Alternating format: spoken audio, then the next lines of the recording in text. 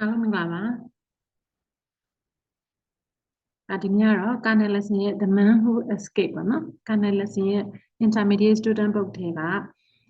The Man Who Escaped ဆိုတဲ့ story လေးရဲ့ episode 5ပေါ့နော်အခန်း5ကိုဖတ်ပြမှာဖြစ်ပါတယ် Synopsis ကတော့ပြီးခဲ့သောဇာတ်လမ်းအချင်းပေါ့နော် Coke escaped from prison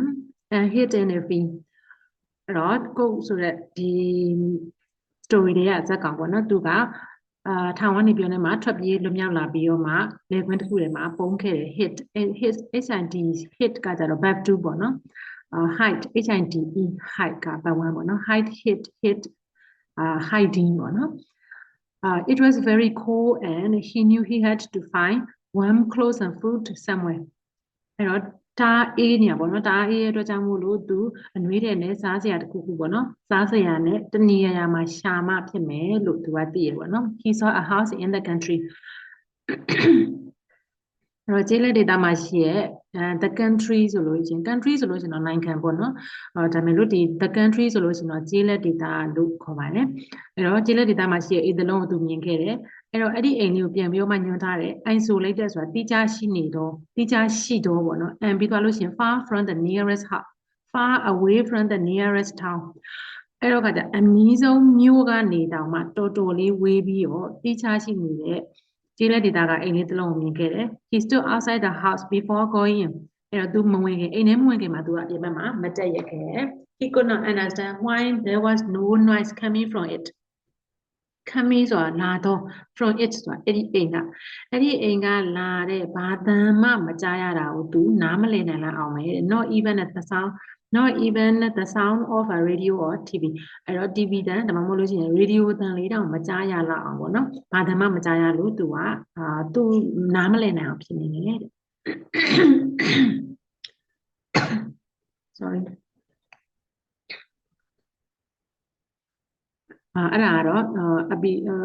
အရင်ပြီးခဲ့တဲ့ episode တွေရဲ့ဇလံအချင်းပေါ့နော် go listen for several seconds အဲ့တော့သူခဏကြာအောင်နားထောင်လိုက်တယ်ပေါ့နော် several ကကြတော့အများကြီး second နဲ့အများကြီးနားထောင်လိုက်တယ်ဆိုတာတအားတော့မကြောက်ဘူးပေါ့နော်အေးနေတဲ့အတွက်ကြောင့်မလို့ but he could not hear anything at all not at all ဆိုတာလုံးဝနော် not ရဲ့ at all ရဲ့ဆိုရင်not at all လို့အတန်ထွက်တယ် not hear anything at all သူဘာမှမကြားရဘူး and yet there was smoke coming from the chimney ကကြတော့မီးခိုးခေါင်းတိုင်ကိုပြောတာနော် and there was a light on in the front room အဲ့တော့အိမ်ရှိခန်းမှာလည်းမီးဖွင့်ထားတယ်မီးခိုးခေါင်းတိုင်ကလည်းမီးခိုးတွေထွက်နေတာတောင်မှနော်ထွက်နေတာတောင်မှသူဘာမှမကြားရဘူးလို့ပြောတာနော် why is it so quiet အဲ့တော့ဘာလို့အဲ့လောက်တိတ်ဆိတ်နေရလဲ is this a trap အဲ့တော့ထောင်ချောက်များလားare the police waiting for me in there အဲ့ဒီထဲမှာမြန်ရဲတပ်ဖွဲ့ပေါ့နော် the police ကရဲတပ်ဖွဲ့waiting for ဆိုတော့ငါ့ကိုမြန်စောင့်နေကြတာလား he asked himself ဒီကိုသူပြန်မေးလိုက်တယ် he went to the front door and pushed it သူကအိမ်ရှိတကားမယူသွားပြီးတော့မှ push it ဆိုတာတွန်းလိုက်တယ်ပေါ့နော် to his surprise ဆိုအံ့ဩစရာကောင်းတာက it was open ပွင့်သွားခဲ့တယ်နော်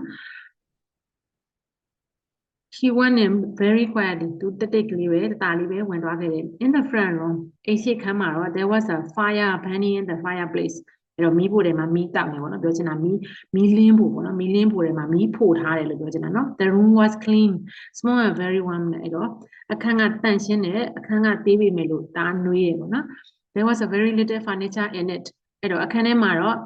furniture ဆိုတော့ပရိဘောဂပေါ့နော်ပရိဘောဂကတော့နည်းနည်းလေးပဲရှိရလို့ပြောချင်တာအဲ့တော့နောက်ကနေပြီးတော့ပြန်ပြီးတော့ရှင်းပြထားပါတော့နော်အဲ့ဒီကပရိဘောဂကဘာတွေလဲဆိုအောင်ပေါ့နော် only a couch and a table in front of the fire and two old fashioned chairs အဲ့တော့ဒီမီးဖိုနာမှာပေါ့နော်မီးဖိုရဲ့ရှိမှာတဲ့စပွဲတစ်လုံးရဲ့ကလထိုင်နှလုံးရဲ့ couch ဆိုတော့ကျွန်တော်ဒီလိုမျိုးလက်တင်ကလထိုင်လိုမျိုးပေါ့နော်အဲ့လိုမျိုး sofa လိုမျိုးအဲ့လိုမျိုးကလထိုင်အဲ့ဒါပဲရှိရဲ့တဲ့ there were also some photographs on the shelf above the fire အဲ့တော့ chef ကကြတော့စင်ပေါ့နော်တကယ်လို့box chef ဆိုလို့ရှိရင်နော်စာအုပ်စင်ပေါ့နော်အဲ့တော့တဲ့မီးဖိုရဲ့အပေါ်ဘက်ပေါ့နော်အပေါ်ဘက်မှာတဲ့အပေါ်ဘက်မှာရှိတဲ့စင်လေးပေါ်မှာဓာတ်ပုံတချို့ရှိတယ်တဲ့နော်ဒီဝယ်ရဲလို့အဲ့ဒီကဓာတ်ပုံတွေကဟောင်းပြီးတော့နေမှာပေါ့နော်ဝါကျင်အဲ့လိုမျိုးဖြစ်နေပြီလို့ပြောတာနော် one of them was of a young man and also a woman in old fashioned wedding clothes အဲ့တော့ one of them ဆိုတာအဲ့ဒီဓာတ်ပုံတွေကတစ်ခုချိမှလည်းပြောထားတယ်နော် one of ရဲ့နောက်မှာအများလိုက်တယ် one of the students ဆိုရင်ကျောင်းသားတွေကတယောက် one of them ဆိုတော့အဲ့ထဲကတစ်ခုအဲ့ဓာတ်ပုံတွေအများကြီးတွေကတစ်ခုကတော့တဲ့ was ဖြစ်ပါတယ် of a young man လူငယ်တယောက်ရဲ့ပုံဖြစ်ပါတယ်တဲ့ပြီးတော့အမျိုးသမီးတယောက်ပေါ့နော်အမျိုးသမီးတယောက်က old fashion ဒီမင်္ဂလာဝတ်စုံပေါ့နော်မင်္ဂလာဝတ်စုံ old fashion မင်္ဂလာဝတ်စုံနဲ့အမျိုးသမီးတယောက်ရဲ့ပုံဖြစ်ပါတယ်တဲ့ suddenly ရဲ့ရုတ်တရက်ဆိုသလိုပဲ cold froze ရုတ်တရက်ဆိုသလိုပဲ cold က froze ဆိုတာကကျတော့မလှုပ်တော့ဘူးနော် freeze ဖြစ်သွားတယ်ပြောတာနော်အဲ့တော့ freeze ဆိုလို့ရှိရင်ကျတော့action movie တွေထဲမှာဆိုလို့ရှိရင်တယောက်ကိုတနက်နဲ့ချိန်လိုက်ပြီးတော့နေမှာအဲ့တော့ hands up freeze ပေါ့နော်အဲ့တော့မလုံနဲ့အဲ့လိုပြောတဲ့ပုံစံပေါ့နော်အဲ့တော့ဒီမှာလည်း cold က froze ကကျတော့သူကအေးခဲသွားတယ်ဆိုအတောင့်လိုက်ကြီးဖြစ်သွားတယ်အဲ့လိုမျိုးငြိမ်သွားတယ်ပေါ့နော် there was someone else in the room နဲ့အခန်းထဲမှာတခြားတယောက်ရှိသေးတယ် he knew it he could feel it သူသိတယ်သူခံစားလို့ရတယ်တဲ့အဲ့တော့ကိုတယောက်တည်းရှိနေတဲ့အချိန်မှာတခြားတယောက်ရှိနေရဆိုလို့ရှိရင် you can feel it နော်အဲ့လိုခံစားလို့ရတယ်နော်အဲ့လိုမျိုးပြောချင်တာနော် he turned around quickly and at the same time put his hand in his pocket သူကလှည့်လိုက်တယ် turn around quickly ဆိုတော့မြန်မြန်ပဲလှည့်လိုက်တယ် at the same time ဆိုတော့တစ်ချိန်တည်းမှာပဲသူ့ရဲ့လက်ကိုအိတ်ကထဲကိုထည့်လိုက်တယ် there was a small knife there အဲ့တော့ there ဆိုတာအဲ့သူ့ရဲ့ in his pocket pocket ကိုပြောတာနော်အိတ်ကထဲမှာဓာတ်သေးသေးလေးရှိတယ်တဲ့နော် he saw an old woman တဲ့အဲ့တော့အသက်ကြီးရဲ့အမေတယောက်ကိုမြင်လိုက်တယ်အမျိုးသမီးကြီးတယောက်ပေါ့နော် she had a covered dish in her hands တဲ့အဲ့တော့သူ့လက်ထဲမှာဒီဖုံးအုပ်ထားတယ်ပေါ့နော်ဟင်းပွဲပေါ့ဟင်းပွဲပါတယ် and there was a delicious smell of meat and vegetable coming from it coming from ဒီမှာလာတော့ဒါမှမဟုတ်လာတဲ့နော်ဘာသာပြန်နဲ့အဲ့တော့ coming from it ဆိုအဲ့ဒီကဟင်းပွဲကနေလာနေတဲ့အသားနဲ့ဟင်းပြီးဟင်းရရဲ့ delicious smell ဆိုတော့အရသာရှိရဲ့အနံ့လေးဆိုတော့ပြောချင်တာမွေးလေးပေါ့နော်အဲ့လိုမျိုးလေးရနေတယ် she did not look afraid သူကြည့်ရတာကြောက်တဲ့ပုံမပေါက်ဘူး look နဲ့နောက်က adjective နဲ့ဆိုလို့ရှိရင်ပုံပေါ်တယ်ဆိုတဲ့အဓိပ္ပာယ်နော်ညမှာတော့ she did not look afraid ဆိုတော့ကြောက်တဲ့ပုံမပေါ်ဘူး she did not even look surprised ပေါ့နော်အဲ့တော့သူကြည့်ရတာအံ့ဩတဲ့ပုံတောင်မပေါက်ဘူးတဲ့ I'm sorry she said and put the dish down on the table တဲ့အဲ့တော့ sorry လို့ပြောပြီးတော့နဲ့မှာတဲ့ဇွဲပေါ်ကိုသူ့လက်ထဲကဟင်းပွဲကိုချလိုက်တယ်ပေါ့နော်အဲ့တော့ Coco hardly believe his ear အဲ့တော့ hardly ဆိုခက်နဲ့မယုံကြည်နိုင်လောက်အောင်ပဲလို့ပြောချင်တာနော်မင်းကတော့သူနားတဲ့သူတောင်မှမယုံကြည်နိုင်လောက်အောင်ပဲတဲ့ here he was ဒီနေရာမှာသူကတဲ့ a stranger in her house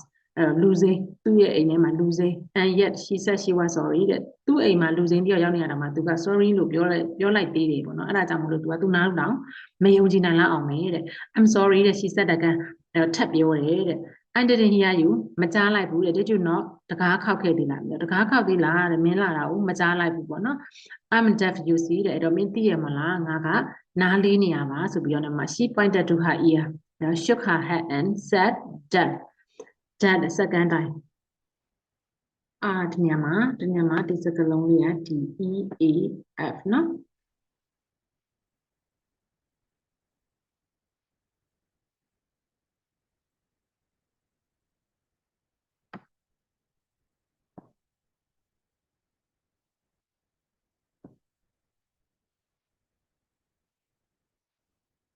typing error ပါနော်ဒီဥစ္စာလေး DEAF နော်ဒီရှေ့မှာရှိနေတဲ့definite တူပဲနော်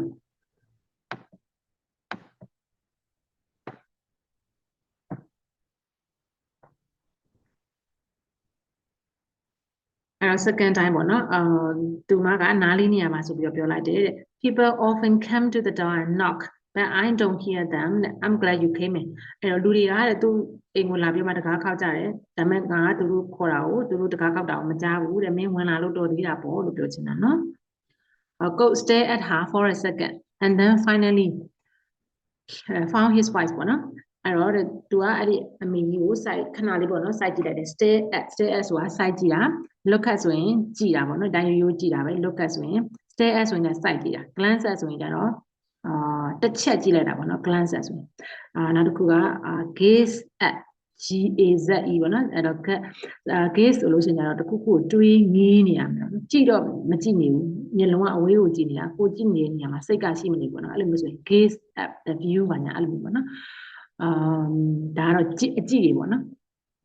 stare at her for a second နော်ခဏကြည့်လိုက်တယ် and then သူ့အတန်ကိုတွေ့လိုက်တယ်လို့ပြောချင်တာအဲ့ကျမှနောက်ဆုံးကျမှသူ့အတန်ထွက်လာတယ်လို့ပြောချင်တာ I'm sorry I just step in ဟုတ်ကဲ့sorry ပါတောင်းပန်ပါတယ်ကျွန်တော်ဝင်လာလိုက်ပါပြီဆိုပြီးပြောလိုက်တာပေါ့နော် he looked down at his clothes သူကသူ့အဝတ်စားတွေကိုငုံကြည့်လိုက်တယ် his prison uniform was so dirty that သူ့ရဲ့ထောင်ဝတ်စုံကပေတအားကိုပေနေလုံးလို့ပေါ့နော် so dirty ဆိုတာတအားကိုပေတူးနေရပေါ့နော်ပေနေရ that it was impossible to tell what kind of uniform it was ဘယ်လို uniform လဲဘယ်လိုဝတ်စုံလဲဆိုတာပြောပြဖို့မဖြစ်နိုင်လောက်အောင်နော်ပြောပြဖို့မဖြစ်နိုင်လောက်အောင် so dirty that ဆိုတဲ့ဥစ္စာကိုအဲ့လိုဘာသာပြန်မယ်နော်ပြောပြလို့မဖြစ်နိုင်လောက်အောင်ကို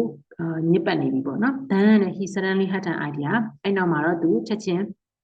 အတွေ့တစ်ခုရလိုက်တယ် I'm a mechanic from a garage in town အဲ့တော့မြို့တွေကgarage ကကြတော့ go down လို့လည်းပြောတယ် workshop လို့မျိုးလည်းပြောတယ်နော်အဲ့တော့အဲ့ဒီကစက်ပြင်ဆရာပါတဲ့ I came here to repair a lorry somewhere out here အဲ့တော့ somewhere out here ဆိုတာမြို့တွေသူကမြို့တွေကလို့ပြောတယ်နော်အဲ့တော့ somewhere out ဆိုတာဒီမြို့ပြင်ဘက်တနေရာမှာကုန်နေငါပြင်ဖို့ repair ဆိုတာပြင်တာနော်ပြင်ဖို့လာခဲ့တာပါတဲ့ဘက်တိုင်းမဲ့ the road was icy တဲ့လမ်းကချော်ပြီးတော့မှI had an accident သူ accident ဖြစ်ခဲ့တာပါတဲ့ I fell on my motorbike တဲ့အဲ့တော့သူဆိုင်ကယ်လေးလာတာပေါ့နော် he had to say this several times အဲ့တော့သူ had to say တဲ့လုပ်ဖို့လိုခဲ့တယ်ပြောဖို့လိုခဲ့တယ်ပေါ့နော်ဒီနေရာမှာတော့had to ရဲ့နောက်မှာ but zero လိုက်တယ်နော်လုပ်ဖို့လိုတယ်ပြောဖို့လိုတယ်အဲ့တော့သူမတာဝန်ရှိတယ်ဆိုတဲ့အဓိပ္ပာယ်ပေါ့နော် have to ရဲ့အဓိပ္ပာယ်ကကြတော့အဲ့တော့ had to say ဒါကြတော့ past tense မဟုတ်နော် had to say ဆိုတာပြောဖို့လိုခဲ့တယ် this ဆိုတာ तू က mechanic ဖြစ်ပါတယ်ဟိုကားပြင်ဖို့လာတာပါဆိုင်ကယ်လဲလာတာပါ accident ဖြစ်လာတာပါလို့ several times ဆိုအကြိမ်တွေအများကြီးပြောလိုက်ရတယ်တဲ့အဲ့တော့ before she finally understood him နောက်ဆုံး तू မနားမလဲခင်အထိပေါ့နော် तू မနားလဲတဲ့အထိကို तू အကြိမ်တွေအများကြီးပြောလိုက်ရတယ်လို့ပြောတာ when she did ဆိုတာ when she understood သူမနားလဲသွားတဲ့အချိန်မှာတော့ she gave him some hot water and soap အဲ့တော့ရေနွေးပေးတယ်ဆက်ပြပေးတယ် after what အဲ့ဒါပြီးနောက်မှာတော့ some food အဲ့တော့ညစာကျွေးရပေါ့နော်အစားအစာကျွေးရပေါ့နော် the only thing he needed now was that a change of clothes အဲ့တော့အခုတခုတည်းတော့ပေါ့နော်သူလိုအပ်တဲ့တခုတည်းတော့အရာကတော့ he only needed now အခုသူလိုအပ်တော့တခုတည်းတော့အရာကတော့ what ဖြစ်ပါတယ် a change of clothes အဝတ်စားရလဲဖို့ပေါ့နော်ဖြစ်ပါတယ်တဲ့အဲ့တော့ဒီ typing error လေးအတွက် sorry ပါအဲ့တော့ဒီအခန်းကလည်းbut do ပေါ့နော် past simple တွေကိုအများတော့အဖြစ်ပြထားတာပေါ့နော်ဒီမှာ there was a light on ဆိုတာမီးခွင့်ထားတယ်ပေါ့နော်အဲ့ဒါလေးနောက်တစ်ခါကျတော့ he went to the front door and push it ဒါရနော်ဒါဆိုလို့ရှိရင်လည်း past simple တွေဖြစ်ပါတယ်အဲ့တော့အော်စရာပဲအော်သွားတယ်သူ့အော်မှုကတော့ဆိုလို့ရှိရင် to his surprise လို့ပြောရဲပေါ့နော်အဲ့တော့ the room was clean small and very warm ပေါ့နော်အခန်းကနွေးတယ်ဒီလေးပြောလို့ရှိရင်တန့်ရှင်းနေတော့ဒီလိုမျိုးပြောတာเนาะအဲ့တော့ဒါတွေကတော့ဘတ်တူးတွေနဲ့ရေးထားတာပေါ့နော်past simple ကိုဒီ episode မှာတော့အများကြီးသုံးထားတာပေါ့နော်အဲ့တော့ storytelling ဖြစ်တဲ့အတွက်ကြောင့်မို့လို့ storytelling ဆိုတာဒီလိုပုံမြင်ပြောတာပေါ့နော်သူကဘာလုပ်ခဲ့တယ်သူကဘာလုပ်ပြီးရင်ဘာလုပ်ပြီးတော့ပါတယ်ဆိုပြီးတော့ step by step ပေါ့နော်တစ်ခုပြီးတစ်ခုပြောတယ်ဆိုလို့ရှိရင် storytelling ဆိုလို့ရှိရင်လည်း past simple ကိုသုံးတယ်နော်အဲ့တော့ဒီမှာတော့ I'm sorry ဆိုတာကတော့သူကစကားပြောဖြစ်တဲ့အတွက်ကြောင့်မလို့ I'm sorry she said မှာကျတော့သူပြောခဲ့တယ်နော်ဒီမှာရှိနေတဲ့ put down ဆိုတာချထားတာနော်put the dish down ဆိုတာချလိုက်တယ်ချထားရဆိုတော့ put ကလည်းမှာ but do နော် put ကတော့ but 1 but 2 but 3 သုံးခုစလုံးတူတူပဲပေါ့နော်အဲ့တော့ဒီနေရာမှာတော့အတိတ်နဲ့ပေါ့နော်but 2နဲ့ပြောထားတာပေါ့နော် but 2နဲ့အငင်းကိုပြောထားတာပေါ့နော်အငင်းကိုပြောထားတာ I didn't hear you တဲ့မကြားလိုက်ဘူးတဲ့နော်မကြားလိုက်ဘူးအဲ့တော့ I didn't eat ဆိုရင်မစားခဲ့ဘူးတဲ့နော်အဲ့တော့ did you knock ဆိုလို့ရှိရင်မင်းတကားခောက်ခဲ့သေးလား did you eat ဆိုရင်တော့မစားခဲ့သေးလား did you go ဆိုရင်သွားခဲ့သေးလားလို့မျိုးပေါ့နော်ဒါကတော့ past simple နဲ့ရေးထားတဲ့မေးခွန်းဖြစ်ပါတယ်ဒီရှိကတော့ past simple နဲ့ရေးထားတဲ့အငင်းဖြစ်ပါတယ်အဲ့တော့ဒီထဲမှာတော့ဒီလောက်ပဲပြောစရာရှိပါတယ်တကယ်လို့ပေါ့နော်သိချင်တာရှိရဆိုလို့ရှိရင်လည်းမေးထားလို့ရပါတယ်ကျေးဇူးတင်ပါတယ် နောက်ထပ် episode မှာပြန်တွေ့မယ်နော်